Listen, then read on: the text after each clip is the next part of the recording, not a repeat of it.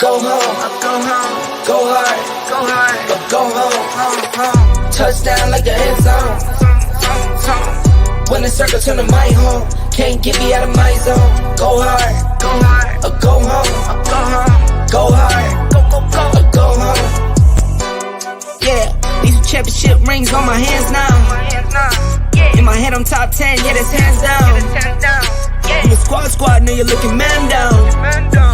Funny how foes turn to friends now. Drive a race car like a Atari now. Call filling up, I need product again. Treat the business like a playground, might slide on you. Don't me wrong, might slide on you. Do a backflip, cause I'm mad rich. I'm the definition of what that is. Go hard, go home, go hard, go home, go hard, go home, go hard, go home. Touchdown like the end zone. When the circle turn to my home, can't get me out of my zone. Go hard, go home. Good evening. What is up? How y'all doing tonight? Thank you for coming in, joining us tonight on a Thursday. We are back to our regular time, guys. My name is Harish. I'll be your host tonight, along with my guy, Tim Wayne. Tim, how you doing tonight? I'm doing good, man. I'm doing good, pumped up, ready to see what this weekend brings us. The weekend before Thanksgiving. So, yeah, I'm really pumped. How about yourselves? Doing great. And, of course, we've got our guy, Steven from Fanatic Perspective. Steven, how you doing, man? Doing well, fellas. Thanks for having me on. Excited to be here.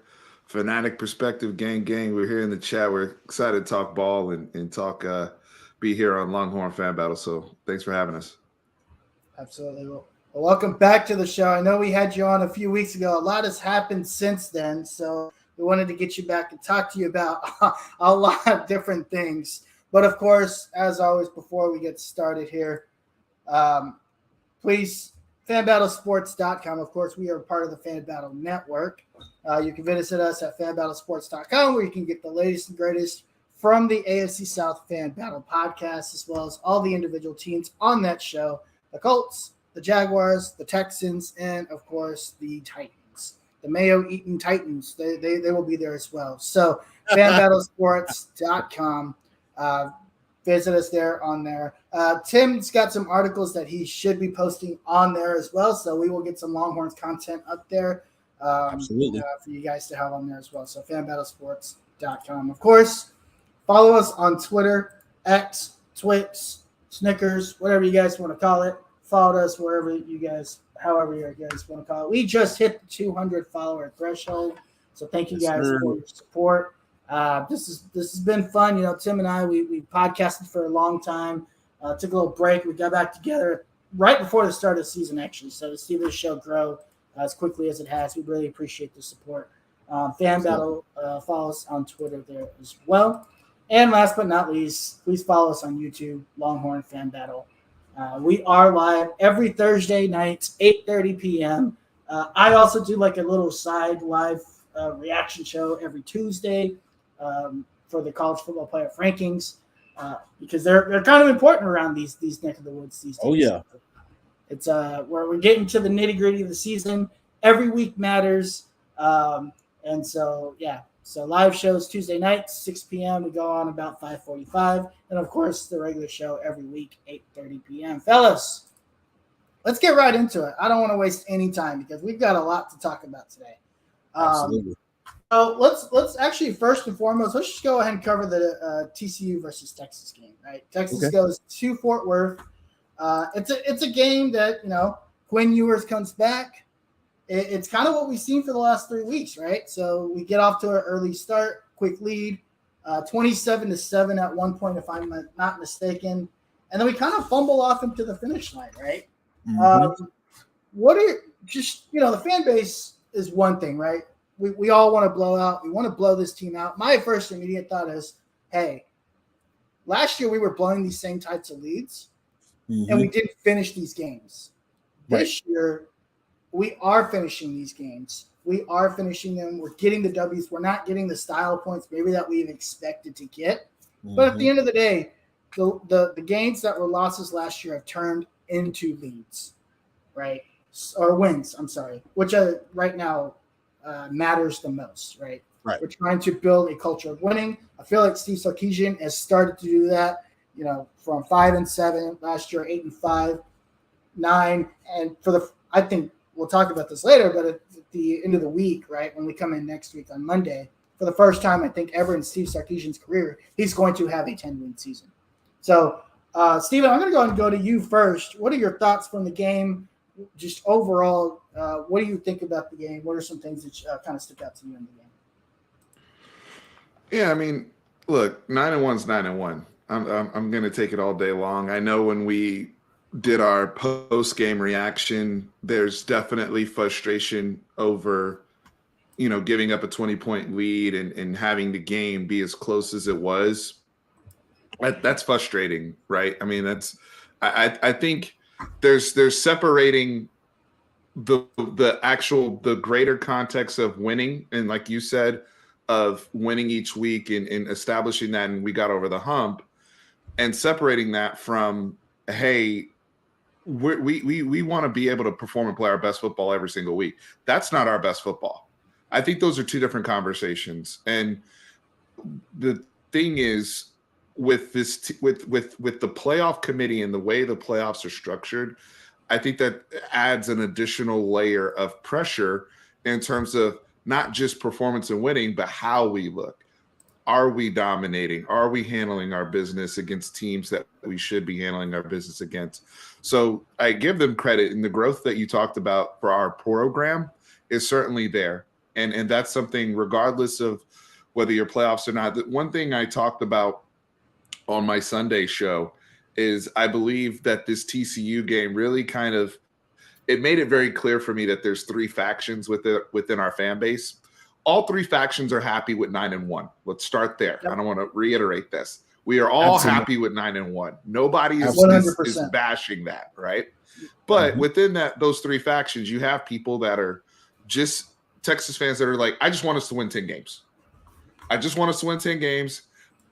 I that's great. That's enough for me. Everything else is icing on the cake, extra. I think you have another facet of fans who are like, I want to leave the Big 12. I want to win the Big 12. That's my focus.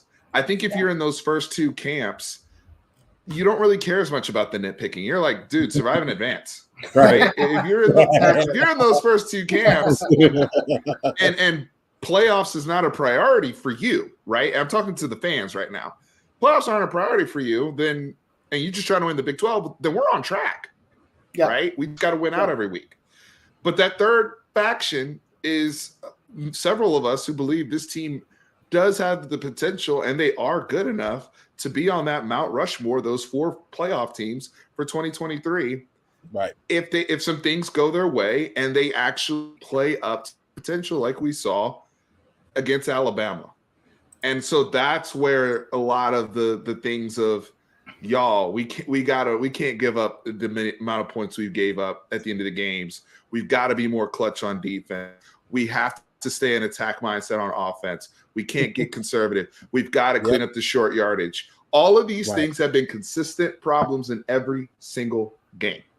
The short yardage, the red area issues, we can go on, right? And so it just depends on those things will bother you so much depending on where you fall, I believe, as a fan. Right. So that's kind of where I'm at right now. I kind of agree with that. I think one thing that to keep and when we talk about Steve Sarkisian's press conference is one of the things right immediately after the game, his post-game press conference, he talked about killer instinct. And I thought there was something really interesting about that, right? This and correct me, both Steven and Tim, correct me if I'm wrong. This is really the first time I've heard Steve Sarkisian mention the term killer instinct, right? It's been about really winning games, finishing games, making sure you're setting ourselves up in the right place to be successful. So I thought that was very interesting. Tim, tell me a little bit about what you thought about the games, just your thoughts as a whole. Anything individually stick out to you? Give us your thoughts.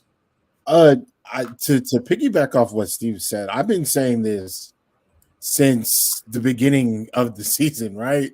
I've been mentioning this from previous podcasts. I've been mentioning this for years now, right? It's all about, again, playing that complete game and just kind of where you fall within the fan base, right? For me, and Steven, you did mention this, I want Texas to be the juggernaut that I know that they can be, right?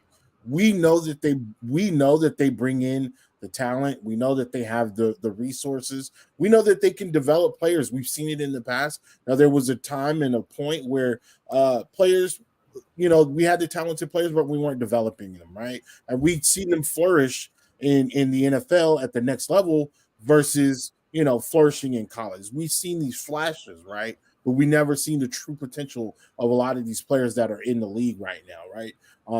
So that's where I stand again. But at the same time, it's like looking at the basis of like everybody that's playing. There's not too many people that's out here just blowing people out right now. And so to me, again, I'm right there with Steve and that perspective as well as like win. I just want you to win the games at this point.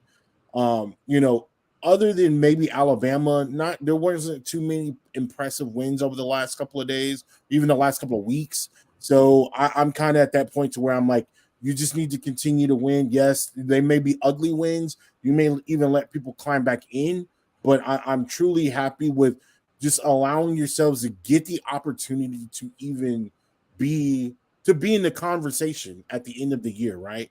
To be in the conversation of like, hey, we have a 11-1 Texas team that beat a surging Alabama right now. Like, we can't not miss them, and that's really what I want, right? As a true fan and a former player, that's what I want. I just want Texas to be the juggernaut that I want them to be, that I know that they can be. Yeah, I think that's a great point. And I want to get back to Corey Peacock's comment here because I thought this is a very interesting comment. And I want to kind of get your thoughts on this. And I think it's kind of twofold, right, when I look at this. Has Texas won these games that they're winning even though they're giving up these big leads? Or are the opponents losing those games? If you're getting pressure on the quarterback and the quarterback can't make the play, that's the defense winning you the game. That's you winning the game. If you're Michael Taft and you're making interceptions in the second half where you've been gashed maybe once or twice during the game. You can clearly see them going back to the play or something similar to it. And Michael Taft making 3 interceptions in 3 different weeks at 3 different points of the game, all pretty much in the second half. That's your defense is stepping up and winning the game. If you see CJ Baxter run a 75-yard run or a 54-yard run at the end of the game in the second half, where they need a third down, a big third down, that's your offensive winning the game. Now, could there be other things? Could Sark be more aggressive? Yes, absolutely. I think all 3 of us and everybody in here that's watching, again, thank you for coming, would agree that Sark needs to be a little bit more aggressive, through in the second half. That's been a thing all year. Even with the Oklahoma game, they got to a lead, they got to a little stagnant, and then that was that, right? Oklahoma makes the proper plays. Now Texas is climbing back into the game. So I get what Corey's saying, but if you're watching these games in their entirety, you can see that Texas is there have been times where Texas has won the games, and there has been times where these teams have lost the game. But there have been key elements and key plays in those moments as well. Yeah, Corey, I disagree, and I see you're pulling examples, but you're pulling one play examples of what happened in terms of the outcome, and you're not considering the entire scope of the game. Right. They were dominating Kansas State. They were dominating Houston. They were dominating TCU. There was no question who the better football team was. Texas completely took their foot off the gas. Right. Isolating an extra point. Yeah, and the extra point wasn't for the win. Let's go back and look at that, play. That extra point happened with 6 minutes left in the game.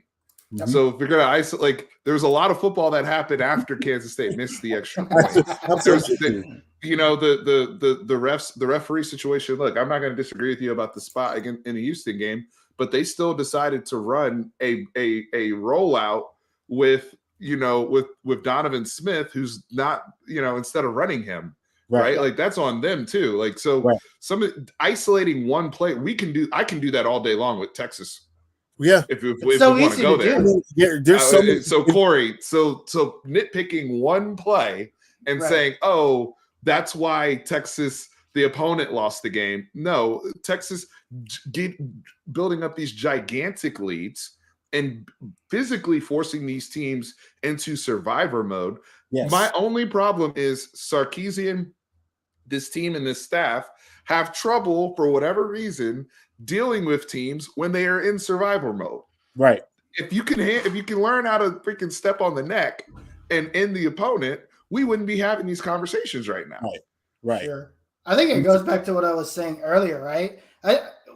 And maybe, again, Sarkisian for the first time in the press game conference, right, this week said, for the first time that I've heard it, the killer instinct, where it's almost like we're that next step of evolution in the program is there. And maybe this is the thing that they learn next, right?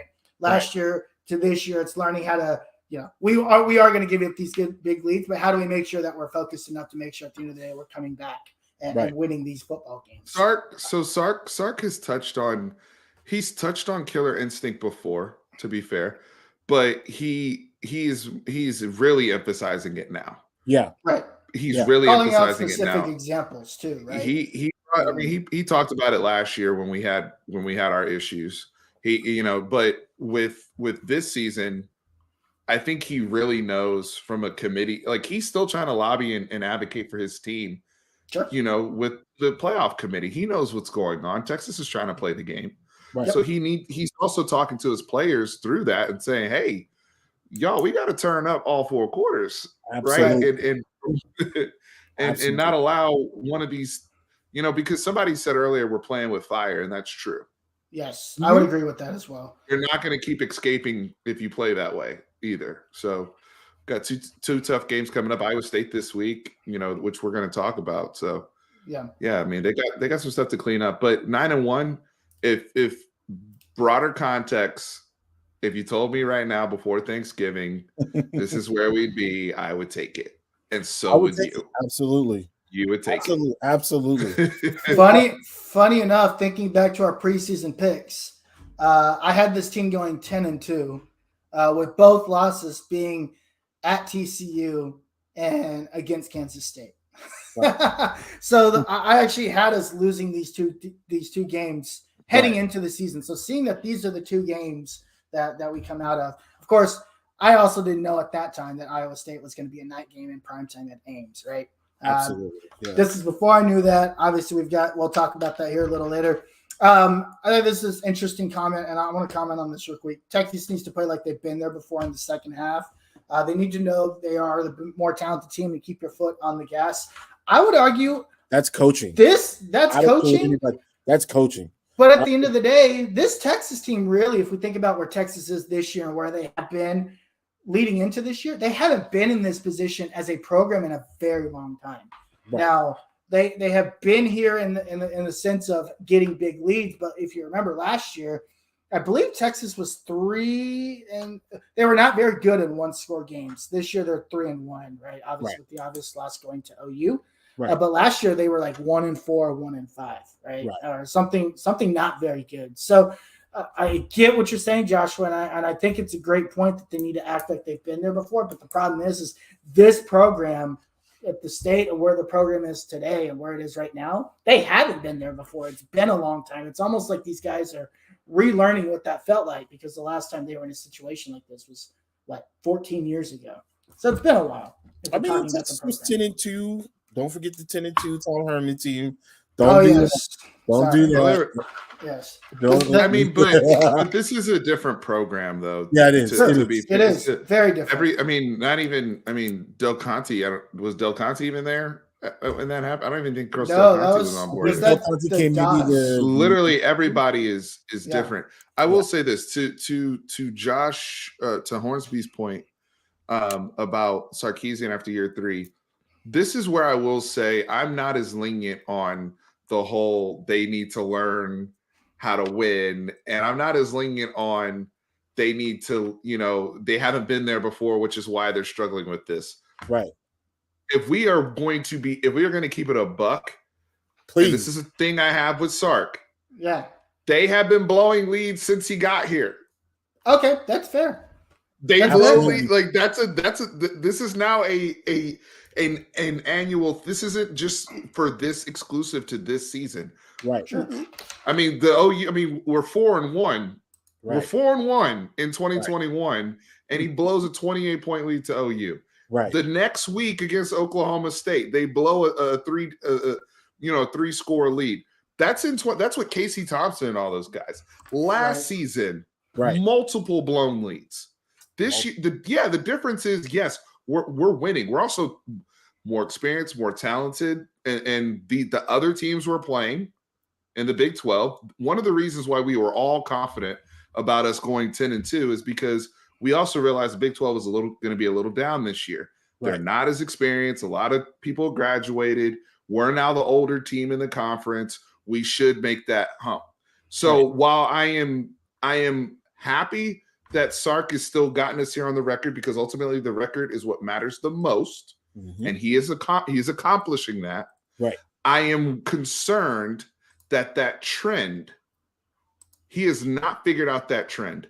I don't think, I personally do not think it's they got to learn how to, because I don't see other teams blowing leads with the consistency that Texas blows leads. I don't see anybody doing that. Yeah. I also don't see as many teams get up by as much as we do on a regular basis, where we just look so good and then we look so bad. That is something they've got to figure out. Well, we know if Texas would win a national championship every year, if it was just one half of football played, Texas would be undefeated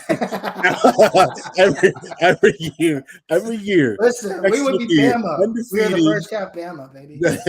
Undefeated juggernauts with one half of football.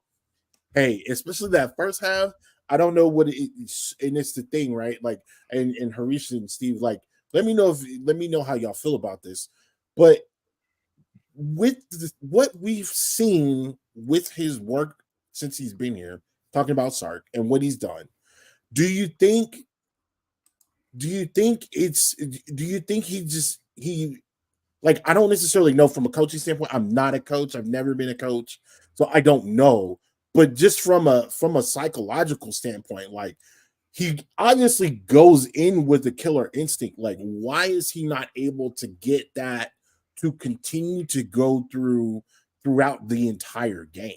Because, we've seen it before, but it's like, it's not consistent. And that's one thing that Steve was mentioning is like, you've got the talent. We know you can do it, but it's not consistent. And that's I an agree. issue. I get So what somebody you're asked, are we putting that on PK as well? I think it was William. And I want to get to Mark's super chat too. I do too. Yeah, I saw that. Yeah. I think it's more relevant to the CFP conversation we're going to have here in a second. Yeah, so we'll table Mark's conversation, but thank you for the donation, Mark. I want to say though, in terms of the PK thing, yeah, PK owns some of that, but Sark is the head coach. Sark is the head. Sark. Well, what people need to understand is when you are the head coach, that means you're in charge of the defensive coordinator. Right. So ultimately, what happens on defense also falls under your purview. Right, because this is yeah. Right. So if we're going to get on Lincoln Riley at USC for his defense being trash all the time, I got to get on Sark is the head coach. Okay. So whatever you can tell your defensive coordinator how aggressive or how conservative you want them to be, depending on the scenario. And that person it's like if you're the owner of the restaurant, you tell your chef what you want to prepare and the chef will prepare it. But at the end of the day, it's on you. The onus is on you to run the business. And that's where Sark can get lost also within himself and evaluating himself as a play caller. I just think that for me personally, I think psychologically, and I'm going to be real quick with this, I think psychologically Sark gets into a mode offensively where he doesn't want to give up his big lead. He gets conservative. And when he goes out of attack mode, psychologically, so does the team. Right. And the defense is no longer, all of a sudden they're not attacking. And I think if he just really, truly, Sark always says, you are what you emphasize. He says that all the time. You are what you emphasize. I want to see you emphasize this. Where's the Sark that dropped 70 points on Texas Tech? That's what I want to see. I want to see. That's the Sark I want to see. That's what I want to see too. And that's why we're frustrated because we've seen him do it. Right. So we know you're capable of it. Sorry. Right. Breaking news, and I'm going to spoiler alert. I think that's we get that Texas next week, and I think there's a different type of reason for that, right? But I think that's a very interesting point. The one thing I want to call out, and I think actually now that I think about it, I lost what I was going to say as I got excited about dropping 70 on Tech again at home. Because I can't wait to do that next week. I can't wait for Brett to come into our stadium and get 70 dropped on him. Going back to what you were saying about, Sark is the guy that's kind of in control. I've talked about this on this show and then of course on our Colts show. The head coach is basically the manager of the team, right? Absolutely. You look at your coordinators and your team leads, and then of course, your football team being in management. Like, that's how I think about this. At the end of the day, Sark is the manager, the director, the senior manager, whatever you want to call him, right? That is his role. And when things don't go well, ultimately, it's going to come down on Sark from upper management to start to say, hey, what's going on? Well, Billy Bob Joe's not doing his job. Well, it's on you to make sure that he is doing his job. Right. So I look at the coaching tree as it's basically management, right? So I would 100% agree with what you said there, Steven. It is ultimately on Sark, and it is on him to say, look, whatever you've been doing, whether I give you the keys to the car or not, it's not working. So I'm going to take that back, and this is what I expect of you moving forward. And when that doesn't happen, these are the consequences behind that, whether it's, hey, you're not going to call the plays anymore. Hey, you're going to use this personnel. Hey, this isn't working out. We move on. Whatever that might be, right? It's performance management at that point. 100% agree with you with that. Absolutely. Any final thoughts on Texas TCU before we move on? No, happy to be 9-1. And look, it goes both ways, right? Right. Sark is also going to get all the credit and the love. If they win the Big 12, if we go out in style, I want to end on a positive note. And then we'll be talking about his contract extension. Right. I've always said, I'd rather be talking about extending coaches and getting people more money and getting people rewarded for their performance than us trying to replace coaches and fire coaches, and we need to be looking at this other coach. I want to be having the conversation about, hey, let's lock Sark in for another 3 years. Let's reward him for his efforts here. Yep. Let's make sure that PK doesn't go nowhere. Like whoever, right? I mean, people are up for, somebody mentioned in the comments, some people are up for awards on our team and our staff. Yep. That's a byproduct of the success that they've had. So, getting the job done in Fort Worth, even though it was ugly, they got it done. They're 9-1 and ready to move on to Iowa State. Come on, Mark. Maybe Sark is on DraftKings and edits. Mark, chill out, bro. Mark, come on, man. Mark, chill out. Listen, we're not Iowa State around here, right? And we don't do things like that around here. Anyway, real quick, I just want to touch on two things. I don't want to spend too much time on this, but Steve Sarkisian had a couple press conferences this week leading into the Iowa State game. And there's a couple things that came up that I want to talk about. Number one, he talked about, and this is from today's press conference, he talked about sign stealing and not wanting to look at signs and blah, blah, blah, blah. Head coach to player communication, right? The earpiece, the whole thing. Alma Richardson, I believe, from Orange Blood, shout out to those guys, asked the question.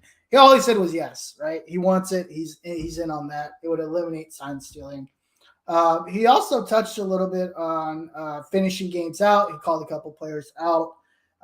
And then there was a couple of other things that came up that I wanted to talk to you guys about, but I can't think about that right now. So Can I touch on the sign thing? That was my question. So thoughts on sign stealing and that thought of player communication. Yeah, shout out to Connor Stallions for bringing light to this over at Michigan, aka Frank Abagnale Jr. for Catch Me If You Can.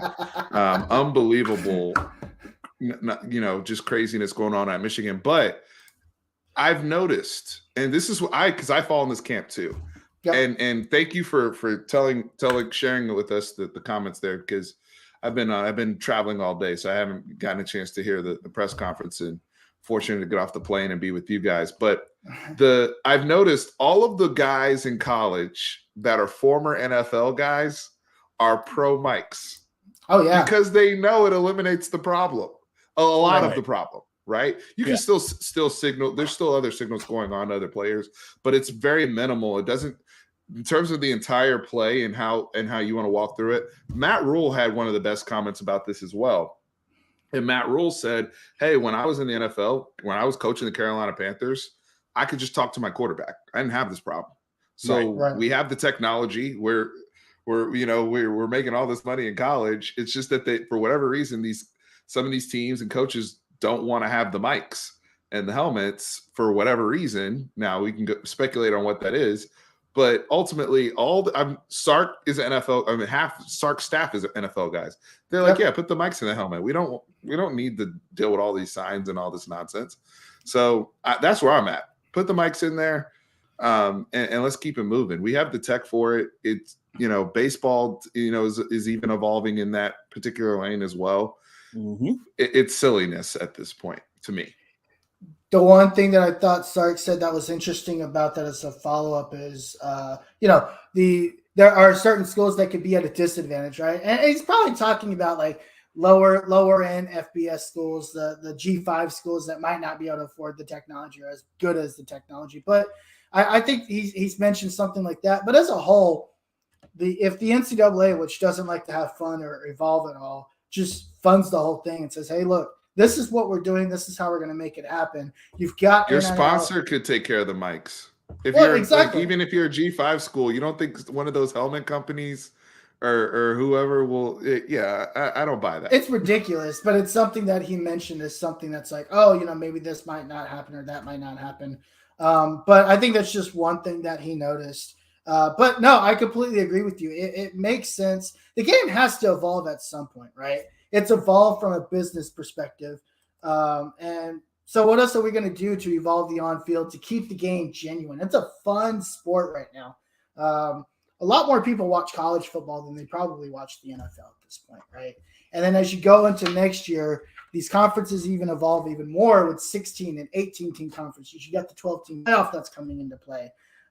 There's a lot more at stake now than there probably ever has been, even in NIL and recruiting and all this stuff. So you've got to make sure that the game is evolving along with the rest of We've that. added we added replay in college. It hasn't hurt anybody, right? I remember when that was a thing. Yeah, Instant replay. We and challenges like it's okay. It yeah. happened. I remember when people were like, no, we don't want replay in college. It doesn't. It slows No. the game down. And think about it. Think about it now. Think about how ridiculous, right? Like now, how ridiculous it would be if we didn't have replay. It'd be stupid. Well, here's the evolution of replay that I want to see. And stick with me here, Steven, and Tim, stick with me here too, right? So, Yep. Of course, being an international guy, I am from this country of India. For those of you guys that didn't know, so I watch a lot of cricket. So in cricket, when there's a replay that occurs, it is a live replay. If somebody challenges a call, it happens in real time. I did not know that. And the person that is announcing what is happening is the umpire or the ref that is reviewing the play and explaining exactly what they're looking at. There needs to be an evolution in football, college football, the NFL that does something similar, right? And basically the idea is, hey, freeze the frame right here. What are we looking at? Freeze the frame right here. And it takes 2 minutes. It's actually less time than it is, the replay ref that we have here today. He signals to somebody in Budapest. That guy signals somebody in space. And then that guy gets the ref and tells the guy what to do, right? But in cricket, the way it works is they do it all live in replay. Everybody in the stand and everybody on TV can hear exactly what they're reviewing. And then they say, umpire, you're now on screen. This is the call that you need to make. Make that call. And that's how it needs to work. And I feel like umpiring and reffing needs to make an evolution in football. It doesn't need to be the same thing, but something to that degree. Hey, look, all we need to do is we just need to follow what the XFL does and just continue on with life. The XFL, they don't really get too many things right, but they get replay right. They do. I don't know. I didn't watch too much of the XFL last year. What's their Tim? Explain it for those who don't know about XFL. Basically, exactly what Harish was saying is exactly what they do. Right?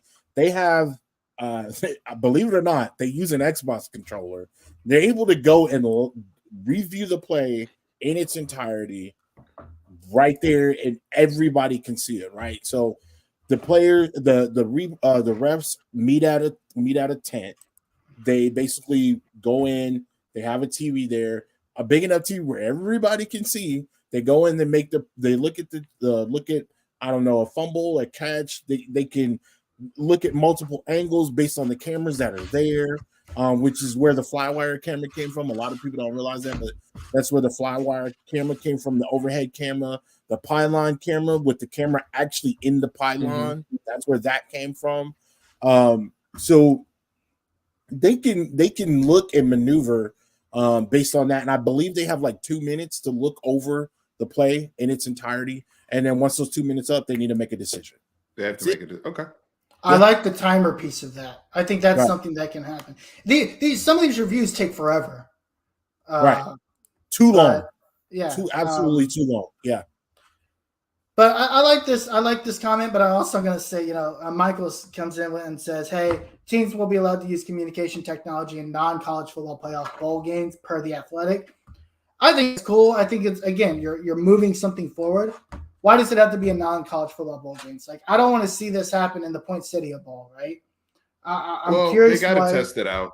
They use I'm okay with it. They use these games anytime they want to introduce something new. There was something else that they did a few years ago where they tested it in bowl games. I remember North Carolina one year tested heart rate technology and concussion stuff in a bowl game one year. So these are the type of games. Again, they're to me, they're more so exhibitions than anything else. That's where you can really get, because you want to get data first. I don't want to introduce something in a playoff game that nobody's used with no data, right? Like you collect the data, you use that as your sample set, and then you see if you want to interject that into the actual sport the following year. Yeah, that's fair enough, and I understand. Again, as somebody wants to move the game forward quickly because of how fast it's evolving, I do forget that some of these things just have to be tested before we throw things out in the wild. Yeah, you got to test it first. Absolutely. Yeah, fair enough. All righty, guys. Let's quickly talk about the college football playoff rankings. Of course, Texas comes in at number 7. They haven't moved in 3 weeks. It's almost like they're boxing out Alabama, right? The win in Tuscaloosa is doing just enough. 2 questions I have for you, and then I want to get to the super chat that was presented earlier by Chad, I believe. That was Mark. Mark. Yeah. Number 1, and Steven, because we've heard Tim talk about this in the past. Number 1, Steven, is Texas in the right space? Number 2, do you believe there's a universe where if things keep projecting the way they are, that Texas continues to win close, Alabama continues to blow people out, that Alabama jumps Texas regardless of that one? So I'll take the first question about more so, is Texas in the right spot? At 7, I'm fine with Texas at 7. Oregon has a more impressive. The thing is, Texas has a more impressive win. Oregon has a better loss on their resume, right? Yeah, and at Washington. And I said it when we watched. A lot of folks watched that game. May have been the best played college football game I've seen. Now, there's been some really good games since that Washington-Oregon game, but that was a really clean, high-level football game that they lost. They were very aggressive. They went for it a few fourth downs, didn't get it, and they lost the game. So they probably have a better-looking loss, but on the road. But Texas, right now you've also heard people on the committee continue to say Texas has the best overall win on anybody's resume, right? At least for now, because here's the thing. Alabama is, right now I know the Iron Bowl still has to happen and a few things, but we have Georgia, Alabama booked for the SEC championship game. So if we're in a scenario where, let's say Washington wins out and boxes out Oregon, right? Oregon will be eliminated. They have 2 losses. Washington's undefeated, they're in. Florida State's undefeated, they're in. And then let's say the winner of Ohio State, Michigan, that team is in. So now we have 1 team left. Yeah. If Texas wins the Big 12 at 12-1 and Alabama wins and defeats Georgia, now you got Georgia with 1 loss, who's not a champion, but they're back. But they're Georgia. You got Texas, who's a Big 12 champion that beat Alabama, and then you got Alabama, who beat Georgia, and that's a scenario I don't want to be in, honestly. Not at all. That's a very scary scenario. Situation. Yeah, I don't want that at all. I don't want to be in that scenario, especially if Texas is, if we don't get to rematch Oklahoma, like we would need to play Oklahoma again to get a dub, right? To at least say we avenged our only loss. Like if we end up playing, let's say K-State or somebody else where, the committee's not necessarily blown away with that causes me a little bit of anxiety thinking about the situation. For Texas, you need chaos right now. Yeah, absolutely. You need Florida State to choke. You need Oregon State to win one of these games. Oregon State has the Civil War, and they play Washington this week. Yeah, I need Oregon State to pull out that W. Somebody needs to do something crazy, right? Somebody needs to choke, right? Right. Absolutely. And then the pathway is there if Texas handles their business to get in. So right now, there's still so much football left, but last week people thought people were going to choke in. Everybody went chalk. Everybody held up last week. Are they going to hold up this week? It was close. Yeah. There was a couple of nail biters there at the end. The worst thing that could happen in the Pac-12 right now for Texas is that Cam Rising hasn't played a game all season, right? Because now, and it could have helped or hurt, but then you're really talking about a scenario where the top is just eliminating each other back and forth because they all play each other. And for a while, it looked like it's there. Oregon's kind of stepped out of that, and Washington, of course, being undefeated. Oregon State, Texas fans, Oregon State's your best friend right now. Billy Napier remembers how to coach. Maybe he can help us out there at the end of the season there with Florida State, Florida still coming up.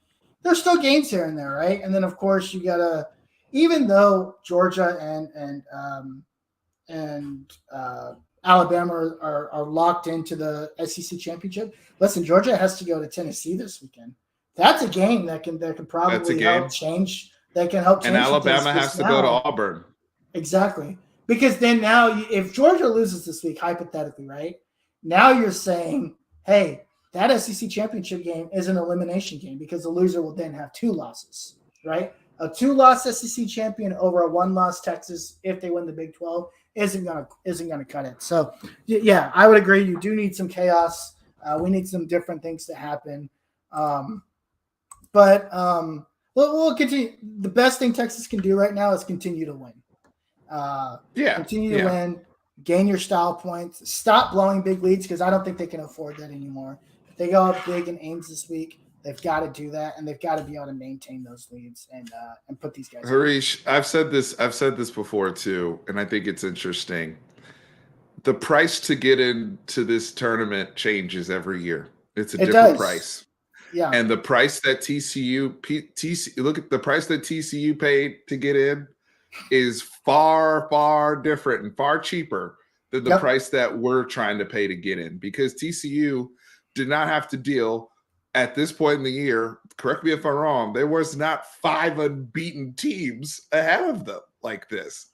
You know, when they were comfortably in. Now, granted, TCU was unbeaten at this point as well. They were unbeaten themselves, right? They didn't lose until the Big 12 championship game. But the fact that's the point in itself, right? The fact that they didn't even win their conference, and they were able to lose and had enough margin comfortably to still get into the tournament tells you the difference year over year of what we're dealing with now, where we're behind 5 unbeaten teams. And then a 1-loss Oregon team that lost barely to one of the 5. Right. I think the other thing that's different. I think the other thing that's different is every committee that's done this thing isn't the same committee. So what they all find valuable is going to change, which is why, again, to your point, that's why the price of admission has changed, because what people value changed, and the committee, you know, the ding dongs in the committee every single year have a different, you know, thing that they want to value. Last year, apparently, conference championships wasn't something that was valued. This year, it's still yet to remain to be seen. The only thing that we do know that is certain, that has been the most consistent across, you know, the 10 years or so that this has happened, is don't lose 2 games. If you don't lose 2 games, then something can happen, and something, you know, might help you get in there, right? Right. So that's the only consistent thing that we know about the college football playoff. And no one's gonna. The thing is, the committee, in a sense, they have an easy out. Like, no one's going to crap on them. Yeah. Not at all. If 4 of those 5 remain unbeaten, those are the 4 that are in. Yep. Yeah. Then nothing matters. Yeah. Nothing matters at that point. That's all that has to happen is 4 of the 5, because Michigan and Ohio State will solve itself. And then if Florida State, Washington, and Georgia win out, that's your playoffs. Right. Pretty much. It doesn't matter. And that's tough. Yeah. And it goes back to Mark's super chat question, right? And Mark, thanks again for the donation over there. $1.9 super chat. You know, is the committee inconsistent? Is it a resume, or is it the eye test? I think it's a combination of everything. Yeah. And I don't think right now, really, regardless of where, you know, 5, 6, and 7 are and how they've been placed, or, you know, 5, 6, 7, and 8, whatever you want to number them. The top 4 at the end of the day are undefeated. The top 5 are undefeated, right? Top 5 are undefeated. So if you're talking about, you know, the eye test doesn't, the resume doesn't matter, because the eye test tells you there's a 0 at the end of that, in that second number for those first 5 teams. And the only thing they're debating right now, which you haven't. Keep in mind, this is what no one's even talked about this as much. Have you noticed that we're debating about ourselves, right, but the debate really should be the ranking and the order of those 5 teams. Right. And it changed, which eventually will happen. It's already changed. Mm-hmm. Right? Georgia moves up to 1 because they basically slaughtered Ole Miss. Ole Miss, right? Ole Miss, who's a top 10 team, right? Right. And then Ohio State slides down to 2 because they beat nobody. Now, do you think the committee purposely slid Ole Miss up to the top 10 to make that a top 10 matchup? Sure. I mean, Ole Miss deserved to be there. They were 8-1 going And at into the same game. token, 9 and they 10 were playing good ball. Yeah. Okay.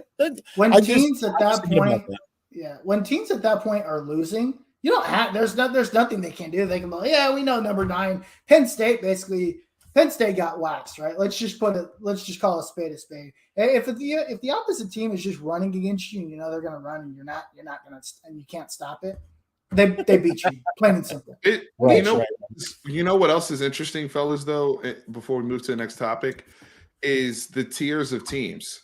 Because the way I look at it, right now, there's 3 tiers. There's first tier, which is the 5 unbeatens. Then 6, 7, and 8, which is Oregon, Texas, Bama, which are your really good one-loss teams. And then after that, it's like a big drop-off. Because I think 9 is like Missouri, which is so really after 8, there's a significant drop-off. Just everybody else. Really, which makes it interesting. It's like this whole 12-team playoff thing. Like that's why I've always said my number would be 8, because to me, there's only even 8 teams that would even be worthy of being competitive in a playoff game. And it stops at Bama, because the drop-off goes. Now you're talking about very flawed teams. I think what they're trying to do is a bit of a money grab. You know, like.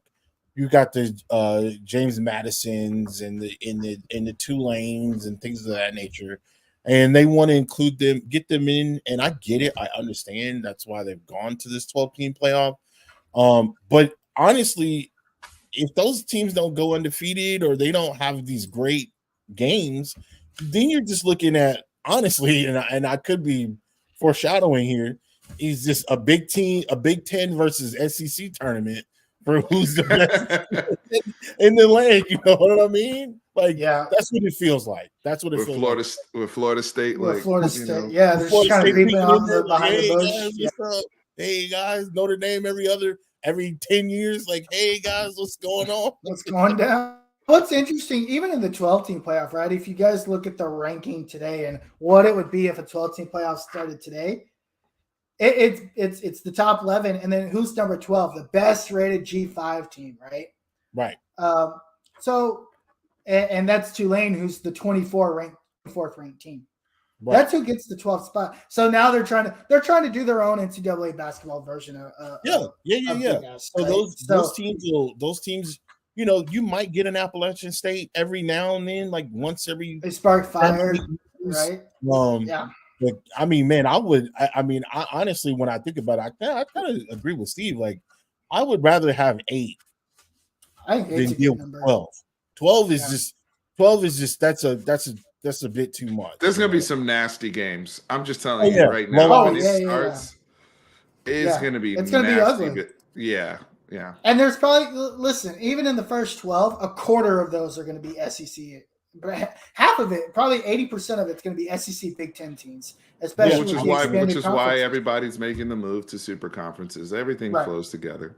Yep, it's all hand in hand. Tim, any final thoughts there on the CFP before we move on? No, I'm ready to get to Iowa State versus Texas. I got some interesting facts that I want to share with you guys here.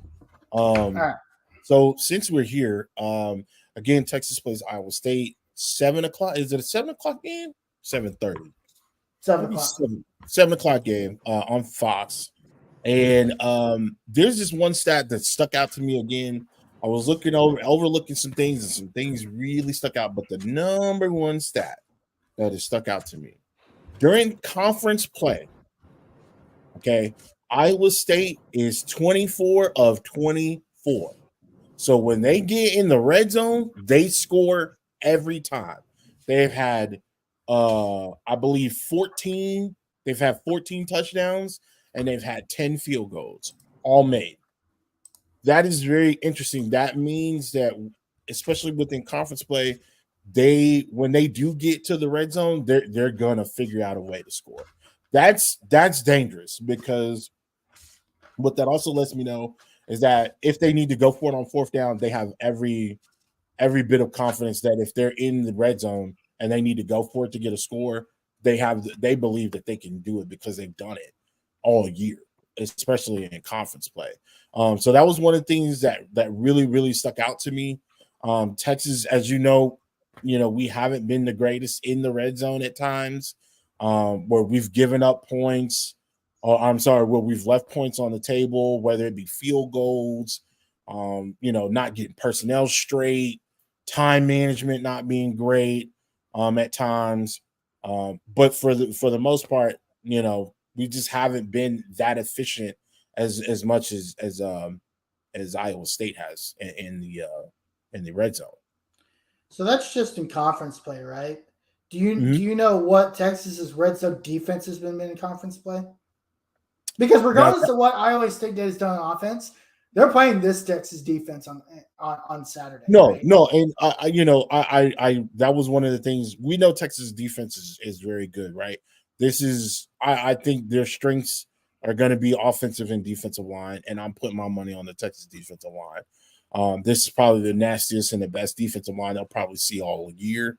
And unless they go to a big bowl game where they play an SEC type team, where I don't know, I can't even think of anybody that has the same type of offensive or defensive line as Yeah. Texas, because they're just, again, they've been the bright spot of the year, I would say. You can throw Jonathan Brooks in there as well.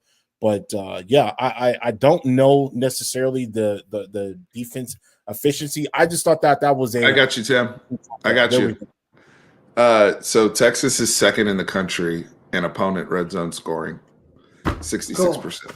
I Jesus Christ, that's great. We're second in the country. So that means only 66% of the time teams are getting any type of points, right? So Right. that means what? Almost what? I suck at math, but like almost a third of the time, they're not scoring at all. Right. Like we're either getting a turnover on downs. Right. Like we are That's great negating numbers. a score period, which is outstanding in football. That's great numbers. So we're yeah. second in the country.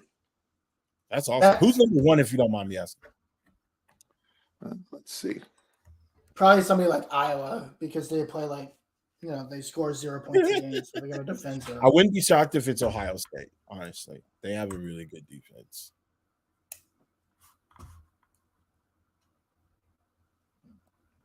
I'll look it up. You guys keep it. Cool. Keep going. Real quick, I just want to touch on this. I want to talk about Jared the lineman real quick.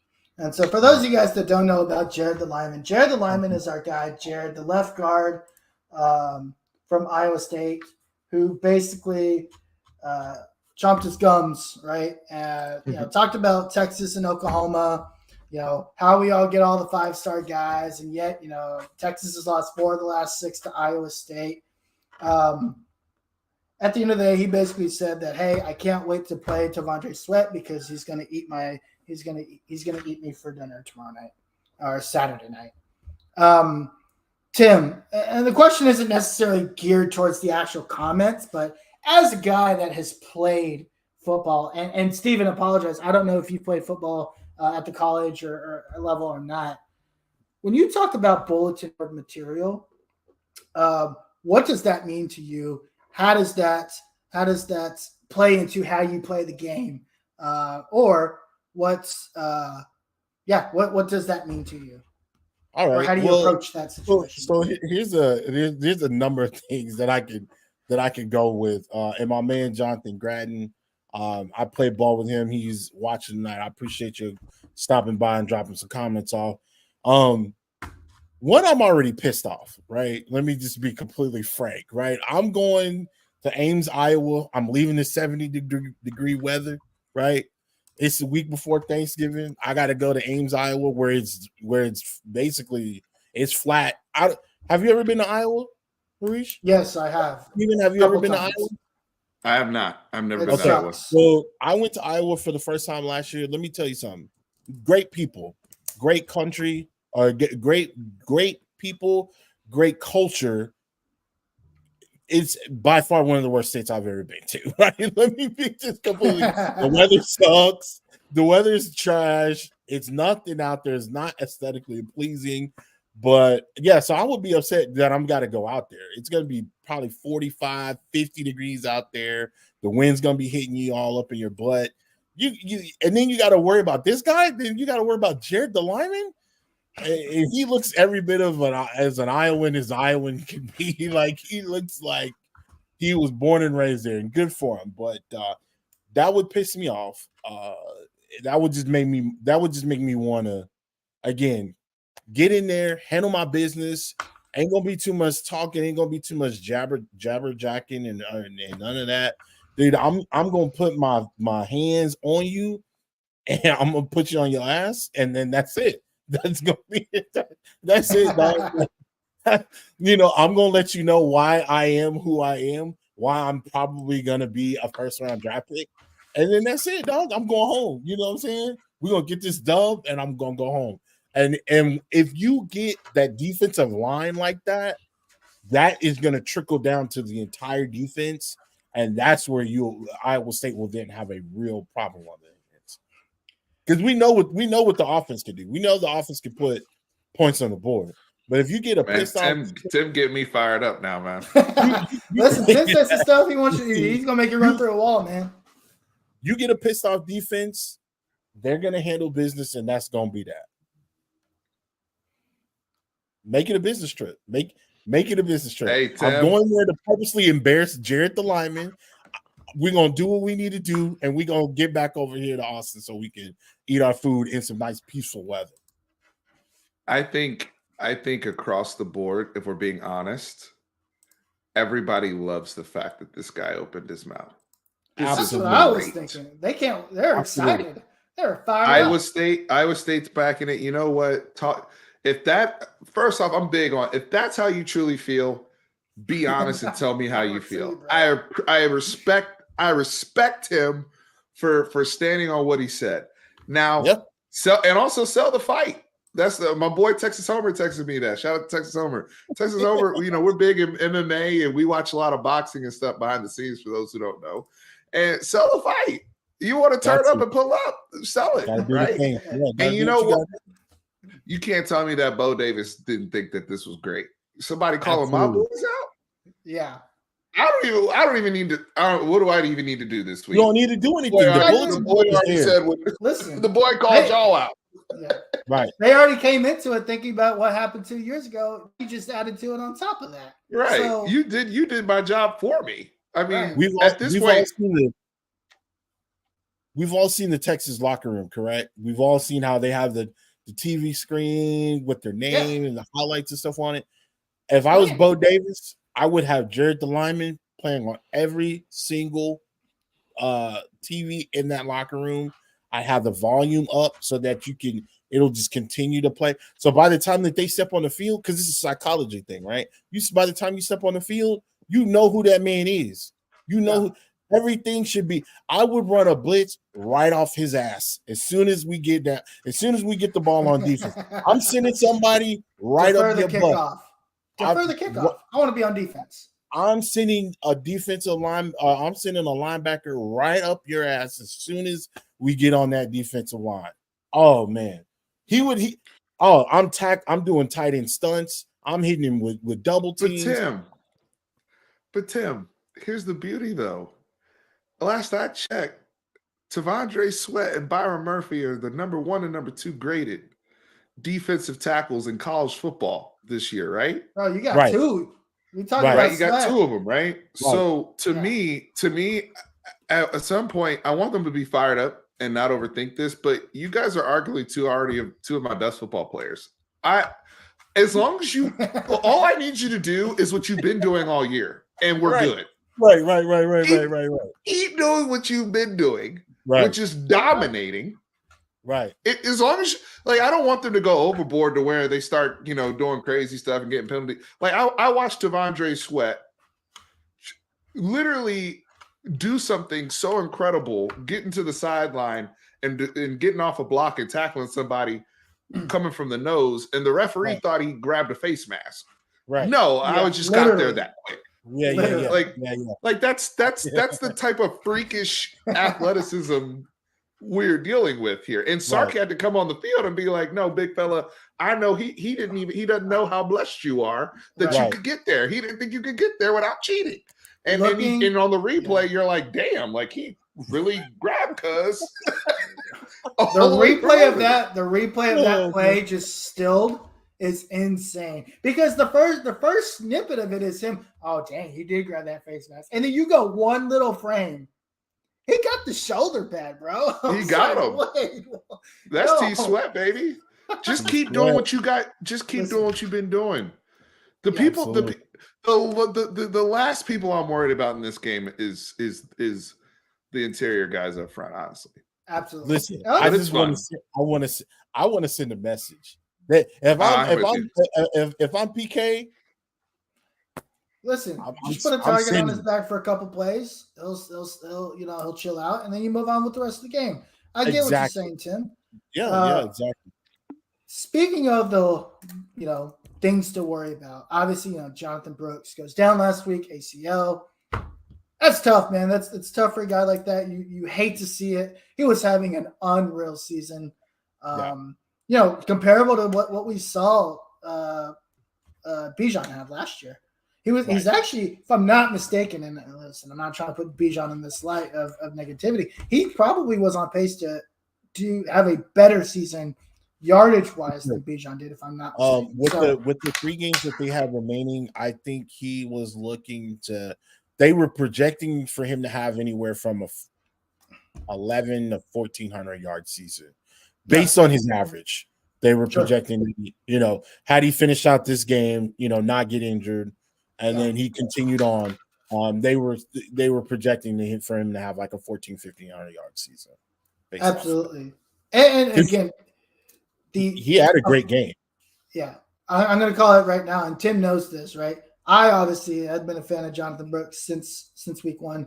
Tim was in the CJ Baxter fan club, and so CJ Baxter's going to get his opportunity this week. He's going to be the workhorse. He's going to be the guy that kind of carries the load. Steven, what are your thoughts on the run game? How does Texas attack the run game? How much of Alfred Blue do we see carrying? Kind of also Alfred Blue. You going back to. You got the Texans on your mind. Oh, not Alfred Blue. Oh my Jaden gosh. Blue. Jeez. Alfred Blue. My bad. I want to bring that guy back. That's man. You just resurrected somebody, bro. No disrespect to Alfred Blue. I don't know how many people in the comments even know who that is. No disrespect. Anyway, Jaden Blue. Sorry. No, it's all good. That was funny. The question though, first off, I want to give my flowers and my respect to Jonathan Brooks. Absolutely. When you take over for not just a legend, one of the greatest Texas football players we've ever seen, obviously one of the best running backs in a history that has produced running backs, and not just Bijan, but another NFL running back in Roschon, who was basically your team captain, team leader, emotional spirit, and he replaced those guys. Yep. And in a sense of, in his own way though, Jonathan Brooks runs like Jonathan Brooks. Yeah, he and does. I think he also he's his own guy, but damn it, the production was there.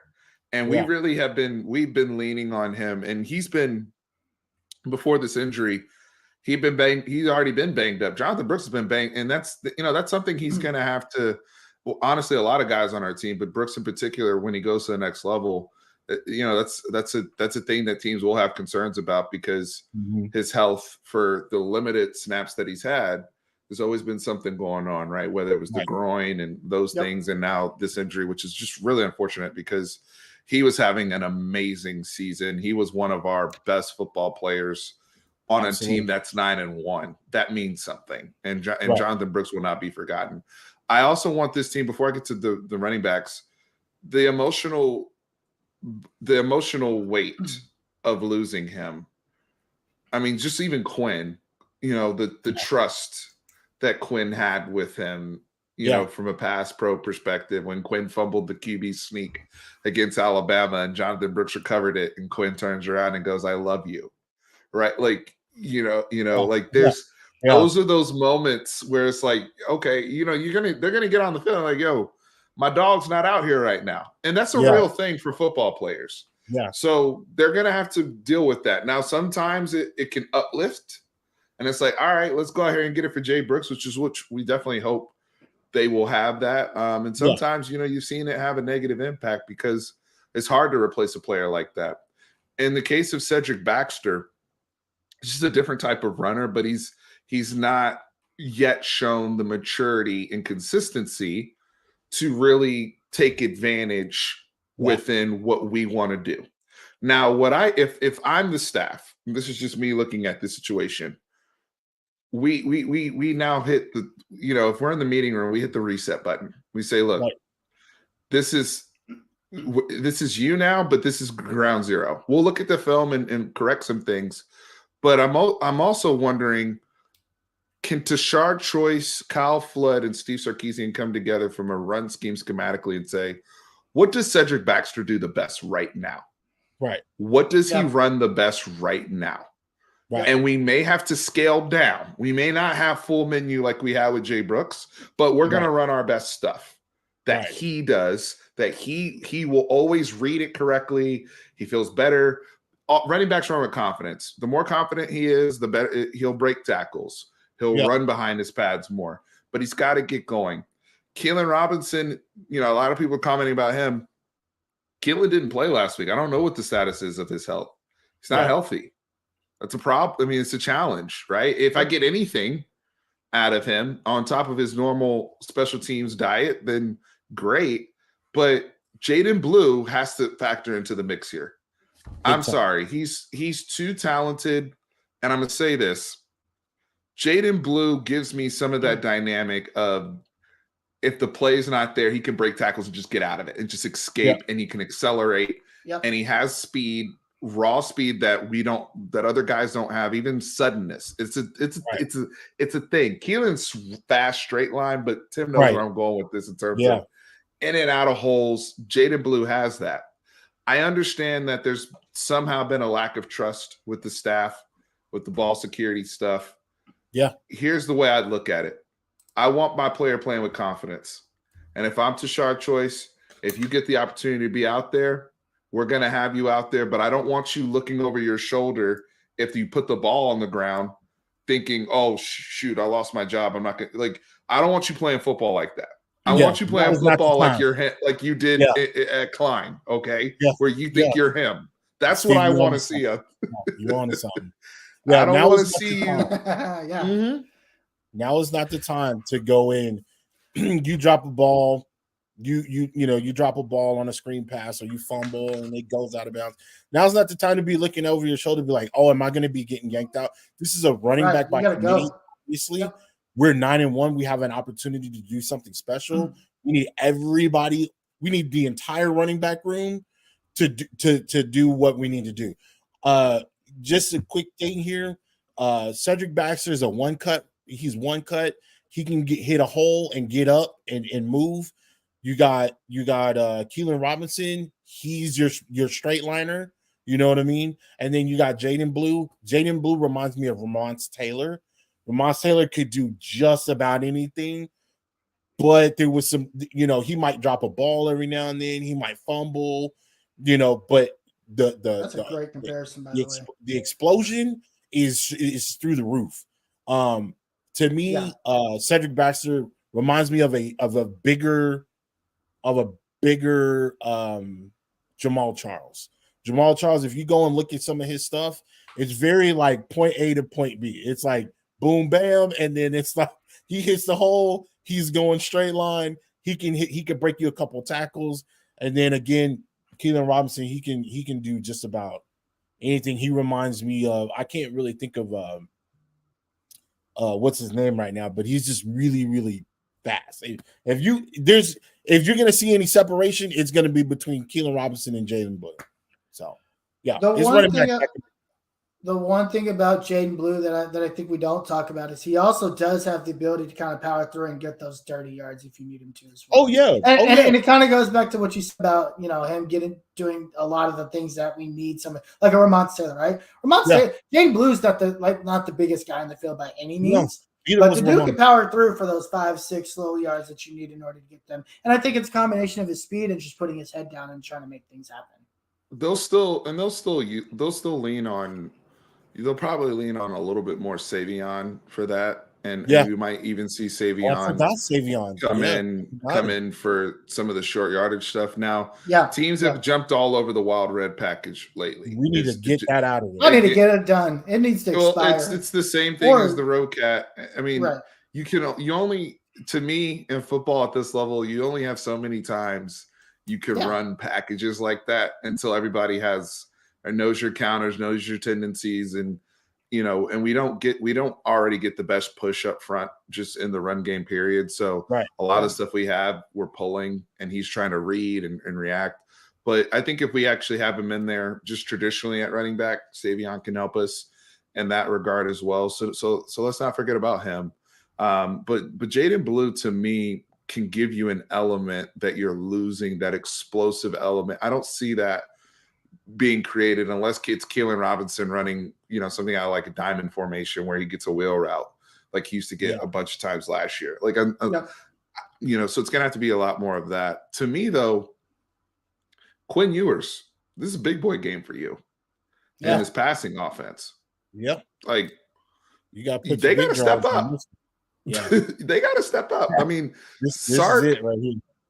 Look, they have to be very patient when they do it too, though, right? Mm-hmm. And I think that's a big piece of it. In this type of defense, you're going to have to be patient. Take your little hitch routes, take your little slants, take your little, whatever RPO concepts you draw. You're going to have to take what they give you because a 3-3-5 is built around preventing getting beat over the top. You know what beats the 3-3-5? 12 personnel. Oh, yeah, that's another way. Beats this 3-3-5. There needs to be jet sweeps. There needs to be seam routes to Jatavian Sanders. All types of, if you want to throw screens, this is where you throw the screens. You get your bunch formations. You need to get some bunch formations in there. You need to do whatever it is that you need to do to get to the edge, right? Because listen, I don't care what anybody says. If you're a safety or if you're a cornerback, you do not want to hit a running back all day, all night, especially if you're running the ball heavily in 40-degree weather on a Saturday night. That if you continuously run the ball and you're able to do it well, that is eventually going to open up a big plays for you. This needs to be a more heavily run. The run game needs to be the focal point. I get what you're saying, Steve.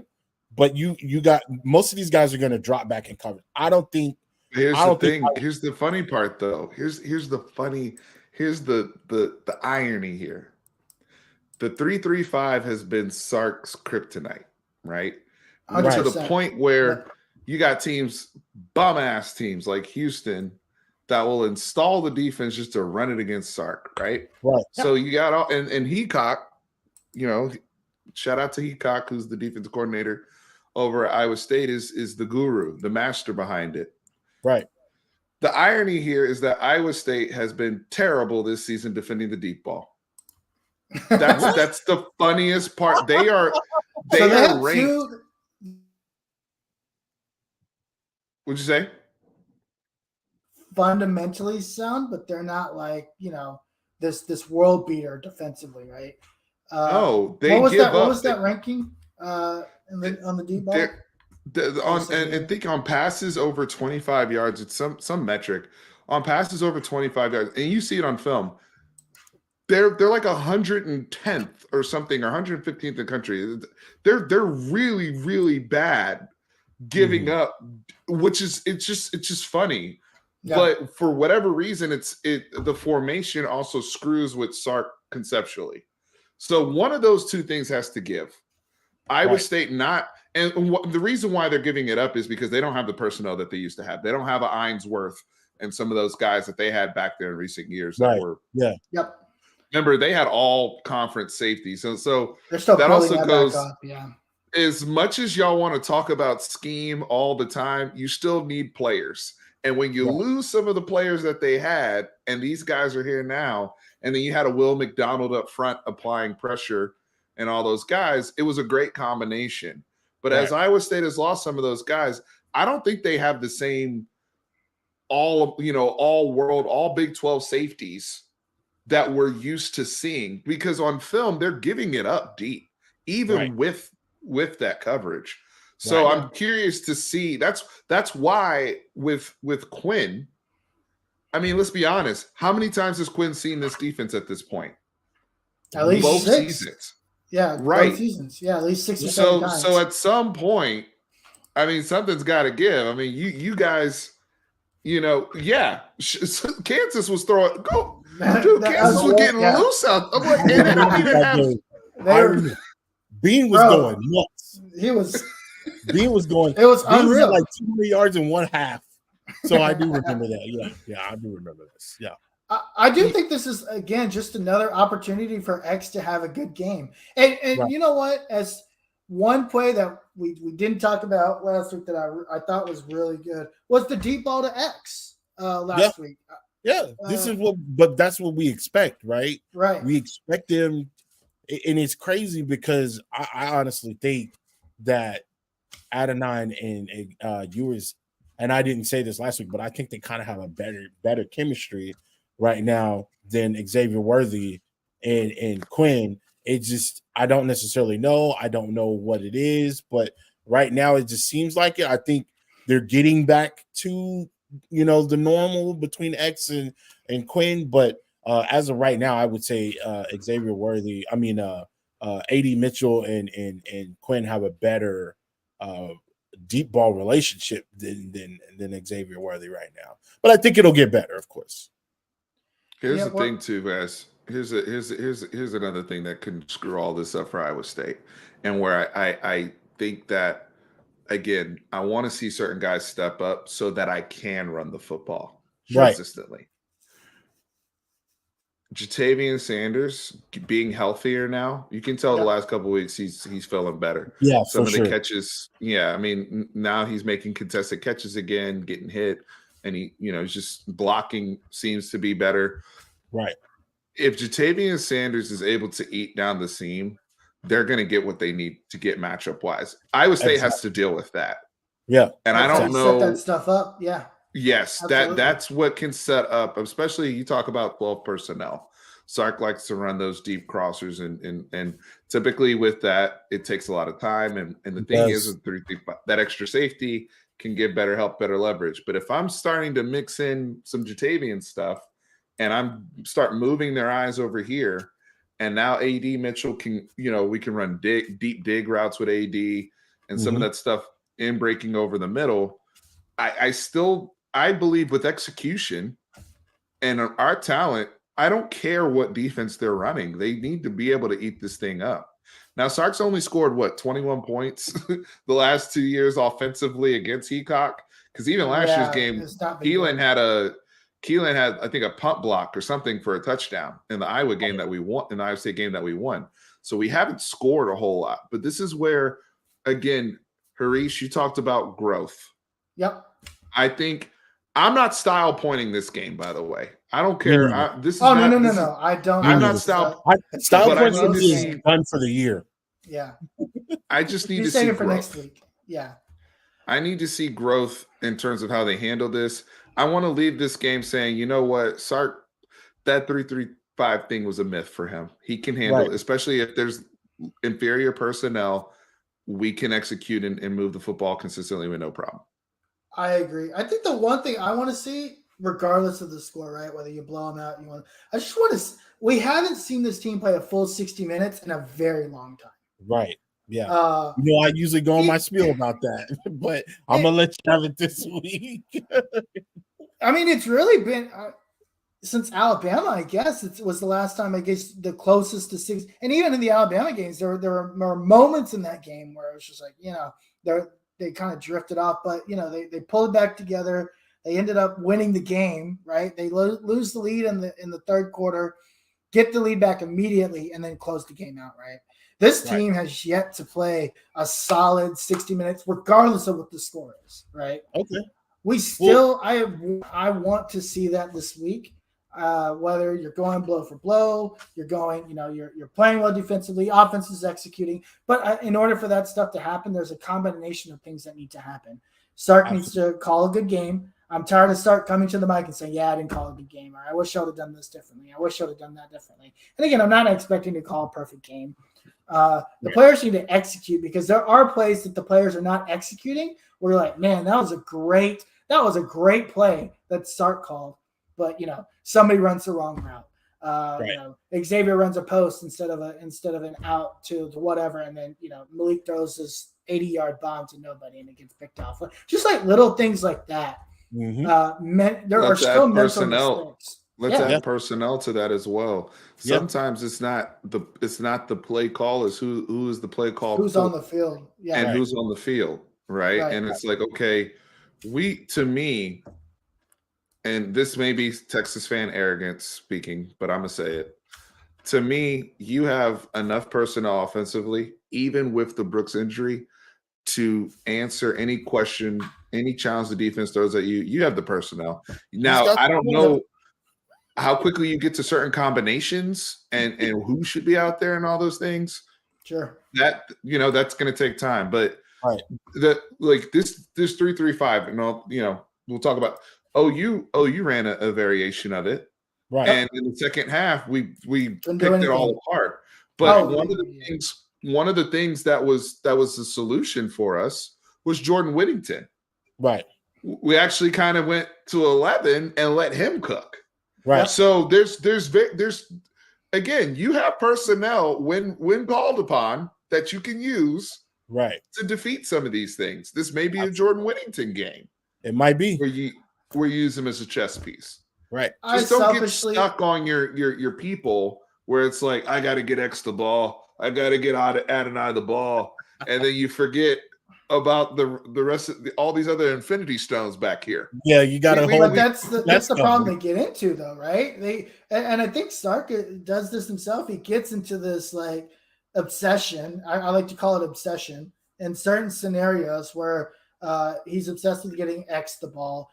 In certain run scenarios, when Brooks was healthy, he was obsessed, especially early in the season, this weird obsession of making sure CJ Baxter got into the game in certain scenarios, right? In order to do certain things. I'm surprised we haven't seen more Jonte Cook.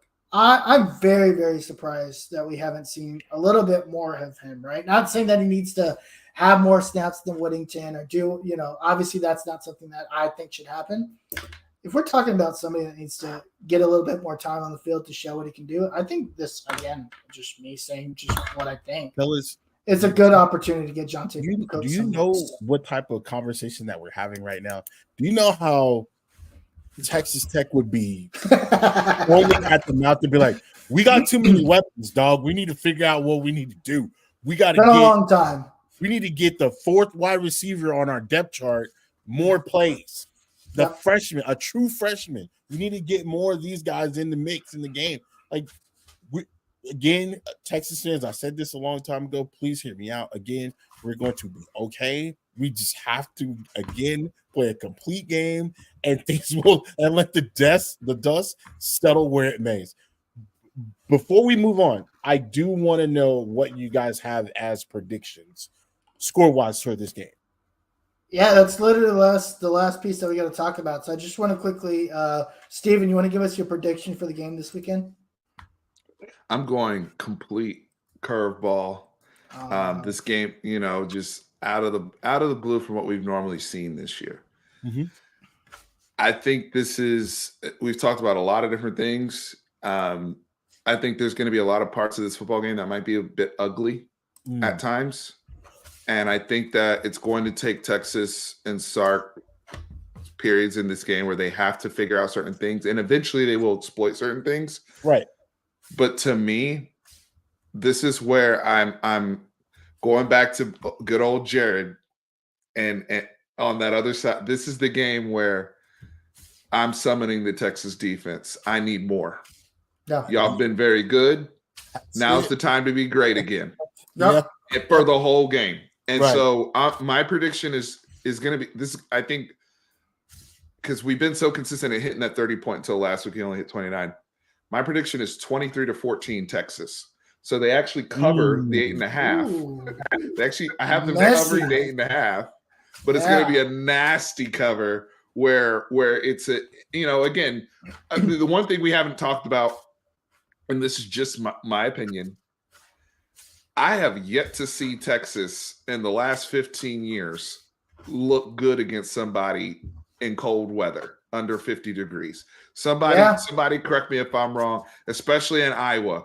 There's just for whatever. So our brothers be looking different out there to me. That's all I'm gonna say. We look, bruh, even when the wind was blowing hard in the Oklahoma State game, we looked so uncomfortable. Just so for that reason, I'm out. No, for that reason, I'm more inclined to say lower scoring game. We're productive. I'm not saying trash. We're productive. There's 23 points, in the context of everything can be sold to a certain degree. But I think this defense is going to come out and be gangster. I think this defense is going to come out and make Rocco look like a freshman again. Rocco's found his, they've got some footing with Rocco in that offense. They found a run game. Right. I think we take away that run game and we make Rocco beat us and we make him look like a freshman again. I think we're going to have some turnovers and cause a lot of havoc for them offensively. And, I think we're going to be able to keep that score down like we were similar to BYU. Okay. Where it was just too difficult for them to score. Cool. Tim, what you got? For me, it's Texas 30, Iowa State 20. Again, I think this is going to be. Steve hit it right up at the nail on the head. We're working on the same wavelength. I need more from the defense, but I think also special teams jumps in there and does some absolutely just crazy stuff. And maybe a blocked field goal, maybe a blocked punt. A touchdown, a run back or kickoff return or a punt return back to the house. I just don't see Texas again just putting up a ton of passing yards. I just don't see it for this game in particular. Again, that 3-3-5, it's just I don't know what it is with Sark. I don't know what it is with Quinn, but I think they'll be able to get a lot of intermediate things. Like I do think Jordan Whittington will get a lot of play. I do think Jatavian Sanders will have over 75 yards, maybe a touchdown, maybe even 2. I do think that there are opportunities for the deep ball, maybe not off the realm. And the temperature Saturday night's game is, I believe, 40 degrees. 40, was it 40? Yeah, it was. I think it's so. Yeah, I think it's going to be 40, somewhere between 46 to 40 degrees at kickoff. Right. But as the game goes on, it's going to get colder. Right? As it gets later. It's going to get colder as we get later into the night. But I think at kickoff will be at 40 degrees. Now, wind factors in there. I don't think the wind's going to be crazy. Right. But it's Iowa. I think I read somewhere it is known to be pretty crazy out there at Iowa State in particular with the winds. So that is definitely a factor for sure. Yeah, and we have to factor in a road environment. This is the last Big 12 game. Right. There's certain elements of that too, right? I'm not saying again, you guys talking about only 23 points. I'm just if we score more, I'm with it. Let's go. But they got to show me. Gas? Yeah, we go all gas. I'll take it. Somebody tell me the last time Texas turned up offensively in cold weather. I'll wait. Offensively, we've won games and we beat the crap out of people, but it's typically with defense and special teams. Absolutely. That's why I said defense, special teams. I think this is what calls it. I think this is what makes what makes it a game for us. I think this gives us a comfortable lead. Maybe even a muff punt by Iowa State. I don't necessarily know, but I feel like special teams will pick it up and defense will definitely pick it up within this week. Michael said Nebraska 20 years ago. Nebraska was And I close. remember that game. I know what Yo. game he's talking about too. Was that the night 20 years ago? That would be '02. That was Which game was it? BY. That Was was that the 2003 season. I think it was 2003 or 2002 because Chris Sims had a game where he went off against Nebraska too. Yeah, Or was it? No, wasn't there a game where Chance Mock went off against Nebraska? I that know. might be his only Michigan. season that he played. Oh, that was against Tech where he went back and forth with them. Okay. Oh, Major. Somebody Major, said it was Major. It was Okay. Major. Jesus. Shout out to Yeah, Major. that was forever ago. Man. Love Major. Listen, I think this is going to be like a 27-24 game. I'm agreeing. Close. But the problem I have is we're going. It's just like going to Lubbock at night, right? Right. I will count on weird things happening, things that we probably don't expect to happen. It's just the nature of playing somebody like this. And just the environment, the last Big 12 game at Iowa State, because we'll never step foot in the state of Iowa after that. It's just gonna be one of those ruckus environments. I think it's gonna end up also being one of those games where Texas gets ahead, right, by a little bit. Iowa State comes back a little, and Texas holds them off. Like right. it is not. There's nothing that I've seen to say, yeah, you know what, Texas is going to get up big and they're going to blow this team out. I think this is the team that we have, right? They're gonna get up ahead. They're going to allow Iowa State to get back into the game a little bit. Maybe it starts off with a 14-3 and something like that, and then they hold them off at the end. I agree. I think the defense is going to play very well this game. Yeah, good comment. Good comment here by he's going for the corner. He said we kicked Kansas ass last year and it was 30 degrees. And that was the game where we were. Yeah, we ran like crazy in that game. Yeah, Bijan had like 300 yards, right? All I'm saying is Bijan is not here. All the people that went off in that game are not present. Right? That's the only they're problem. currently not here. Yeah. Because you know who did not go off in that Kansas game was Quinn Ewers, right? Who was standing there with his hands in his hand. Literally, we stopped throwing the ball because remember he was a disaster. He was a disaster in the Kansas game, and then we literally they went crazy around the ball. So that's funny though. I need to see it, but with this we are gonna have to throw it. I don't think we're gonna be able to turn around and run.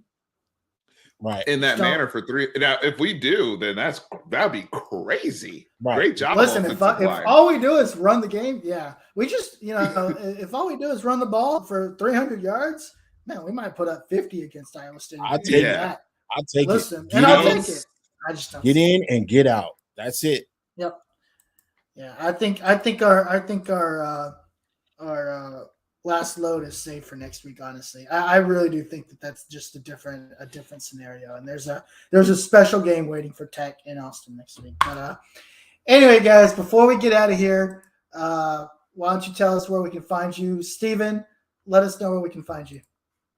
Absolutely. So thank you guys for having me. Fanatic Perspective for all the Longhorn Fan Battle listeners and the Fan Battle Sports Podcast Network listeners. Fanatic Perspective on YouTube, on Twitter, Facebook, all the social media, TikTok, everywhere you guys find content.